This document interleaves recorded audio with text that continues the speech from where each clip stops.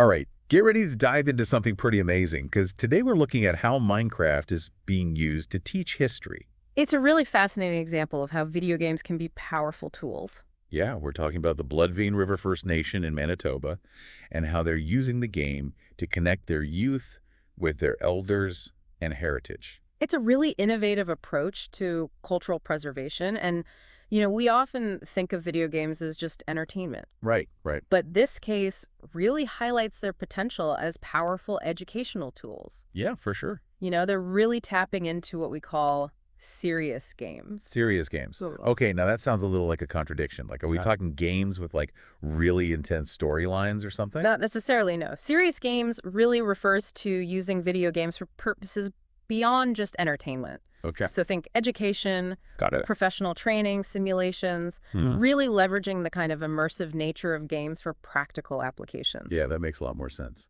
Yeah, and what's key here is intentionality. Okay. Bloodvein River First Nation isn't just playing Minecraft just for fun. Right. They're using it with a very clear objective to pass on their cultural knowledge and traditions. That's really cool. So they've created something unique within the Minecraft universe. They've developed a custom map Wow. set in a very special place. Pamakiu Aki, a UNESCO World Heritage Site. Okay, I've heard that name before, but just remind me, Yeah. where's that again? So imagine this, a vast boreal forest Okay. stretching from Manitoba into Ontario. Beautiful. Yeah, just this incredible natural beauty. Yeah. But there's more to it than just that. Right, I'm guessing. Kamakiu Aki, which translates to the land that gives life, Oh, wow. is not only breathtakingly beautiful, but also incredibly significant from a cultural perspective. Okay. It's been home to Anishinaabe people for millennia. Wow. Their culture is really interwoven with the very fabric of this land. And this Minecraft map allows players to kind of experience that connection firsthand. That's the beauty of it. Yeah, the map isn't just like a visual recreation. Yeah. It's imbued with traditional knowledge and activities. Oh, wow. Players can engage with elders, Really? learn the art of ice fishing, Wow. even try their hand at virtual dog sledding. Oh, that's so cool. Activities that are all deeply intertwined with Anishinaabe culture. That's amazing. And, it's more than just the activities themselves. It's the way that they bring together different generations. Yeah. It's like, imagine, like you said, what young people learning these skills, not from a textbook or anything, Yeah. but by actually getting to try them out virtually in the game. Yeah. And they're learning from the elders who have been doing these things like their whole lives. It's like a living history lesson. It's so cool. Exactly. And it makes you wonder, like, what's it like for the elders Yeah. to see their culture represented in this really cool digital way? Right. And we actually came across this quote from Elder William Young. Okay. He's really involved in this project. He actually runs land-based programs in the community. Wow. And he's even featured as a character in the game. Oh, that's so cool. And he said this. He said, what I initially thought was it would be just for our school, but to go beyond that, it's just amazing. Wow, there's such a sense of pride in his voice. Like, he knows this isn't just about preserving the past. Right. It's about sharing it, making it resonate with those younger generations. Exactly. And, he goes on to say how important it is to, give this knowledge to the youth, not just for them, but for, the whole world. Right. He sees this as a way to share the Anishinaabe way of life with everyone. Wow, that's powerful. Yeah. So it's about fostering understanding and appreciation for their culture. It's like opening a window into this world that a lot of people might not ever experience otherwise. Exactly. It goes beyond what traditional learning can do. Yeah. It's interactive. It's engaging. Totally. And, let's be real, it's really cool. Yeah. It speaks to young people in a language they understand. Absolutely. Technology and gaming. Exactly. Yeah. And it seems like other First Nations communities are catching on to this too. Yeah. Like, I read about how other communities are using Minecraft for cultural revitalization. It's amazing, isn't it? It's like a movement is happening. It really is.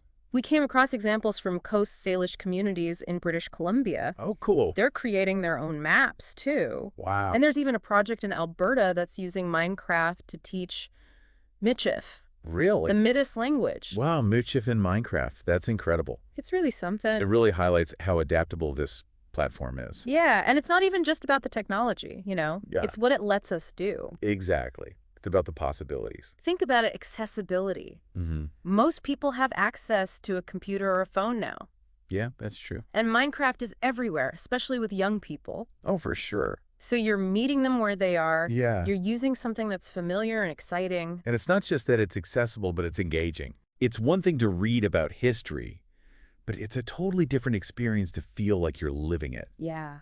even if it's virtual. And that's what Minecraft does. It makes you feel like you're there. Right. It's a level of immersion that traditional education just can't match. Yeah, for sure. It's not just listening anymore, it's doing. Right. Players get to embody the knowledge and skills they're learning. It's amazing. It makes you wonder, like, what kind of an impact this will have in the long run. It's exciting to think about. Yeah. Could this be what finally bridges that gap between generations? Right. So that all this cultural heritage doesn't just disappear. It keeps going. It keeps evolving and growing. It really is. And it's not just about holding on to the past, you know? Right. It's about making the future. Yeah. When young people see how important their culture is, Hmm. and they get to connect with it in a way that feels natural to them, Right. well, it makes them feel proud.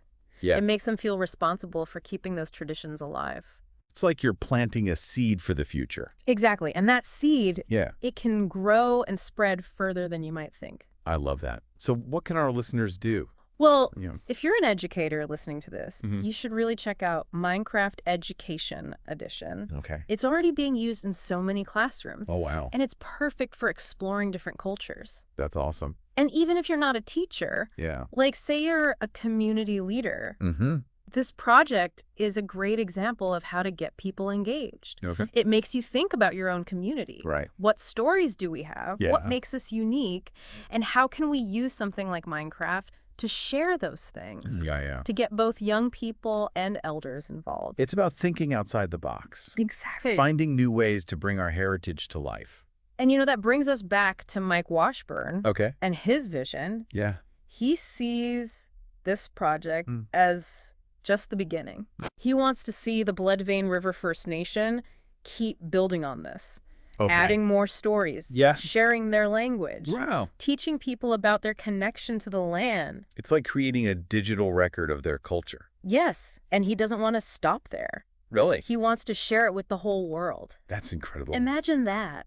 Yeah. A place where anyone can learn about the Anishinaabe people, Mm-hmm. hear their stories from the elders themselves, Wow. all through a game. It's amazing how technology can preserve and share these traditions. It really is. It's like what we've been talking about, Yeah. this amazing blend of culture and innovation. It's so inspiring to see how Bloodvein River First Nation is using Minecraft, not just to preserve their history, Right. but to shape their future. It's a powerful reminder that games can be more than just entertainment. Absolutely. They can Right. teach us, connect us, Yeah. and inspire us. And who knows, maybe they even hold the key to bridging that gap between generations. It's definitely something to think about. Well, that wraps up our deep dive into how Minecraft is connecting generations and preserving cultures. It was a fascinating look at the power of games. It really was. Thanks for joining us on this journey, and we'll catch you in the next deep dive.